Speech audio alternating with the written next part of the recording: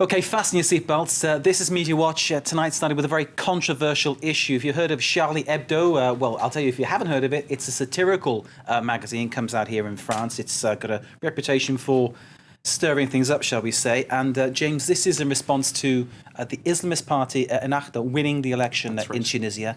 What are Charlie Hebdo doing? Charlie Hebdo have decided to have the Prophet Muhammad as their guest editor in tomorrow's paper version. They've already been marketing it, obviously, and getting the word out there, because this is, I've seen it on newspapers. Even in the Daily Telegraph in London was talking about this 22 hours ago. So anyway, they've been getting it out there. They want everyone to be talking about it. And not alone have they invited Muhammad to be their guest editor, they've renamed it Sharia Hebdo. Hebdo means weekly. So, and here you can see a very odd looking turban, to say the least, and 100 lashes if you don't find this funny. So it's clearly a very provocative move.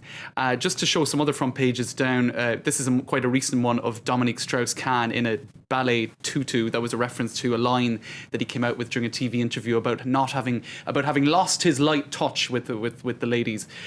So quite satirical. And this is another front page dating back further, where they were giving, I suppose, their satirical treatment to the Roman Catholic, or to Christian churches in general, this being Jesus Christ. So they're known for being very provocative. But I suppose what we should remember with this particular front page here is what happened in 2005 in Denmark. There was a very controversial series of editorial cartoons in a newspaper called Jyllands-Posten.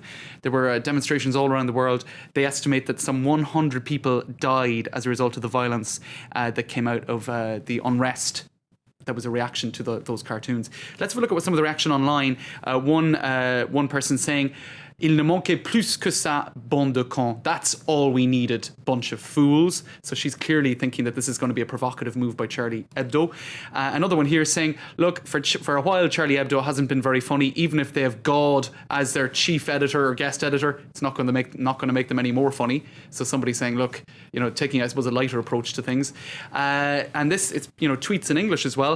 "Duck everybody. France's satirical magazine invites Prophet Muhammad as guest editor." So there, obviously, somebody there saying there's going to be repercussions. There's going to be a lot of upset about this. Now, we don't know. We don't know how people will react. I suppose we'll have to see tomorrow. But already there was this website here in France, Islam in France, saying, why don't we, just for the laugh, burn a few copies of Charlie Hebdo?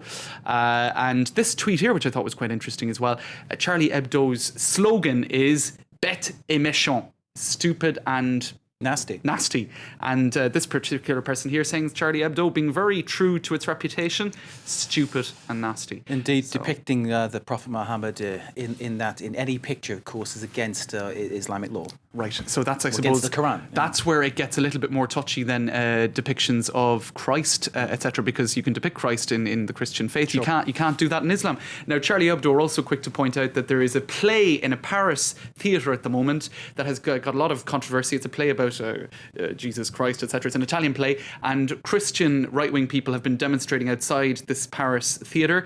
And Charlie Hebdo are quick to say, look, we're going to be dealing with this as well. We're also going to be mocking Christian fundamentalists. So that's their line of defence. Everybody gets the same treatment from our point of view, but I suppose others won't see it that way. Okay, James Creedon there with Media Watch.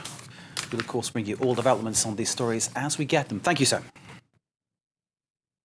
Stay with us. We've got all the latest headlines to come, including Bank of America's reaction to the Greek crisis unfolding, plus our very own Dan Levy here with all the very latest sports news, especially an eye on the Champions League football, Marseille versus the mighty Arsenal. Stay with us.